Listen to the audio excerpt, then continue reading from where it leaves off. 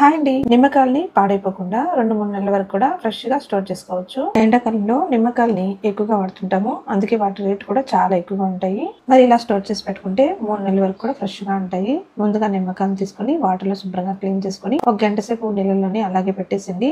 తర్వాత ఒక 2, 3 సార్లు శుభ్రంగా క్లీన్ చేసుకొని ఒక పొడి క్లాత్ తీసుకొని క్లీన్ చేసుకోండి. మొత్తం తడంతా కూడా ఆరిపోయేంత వరకు క్లీన్ చేసుకొని ఆ తర్వాత ఒక బాక్స్ తీసుకోండి. నేను ఇక్కడ స్టీల్ బాక్స్ తీసుకున్నాను. కావాలంటే ప్లాస్టిక్ బాక్స్‌లో కూడా పెట్టుకోవచ్చండి.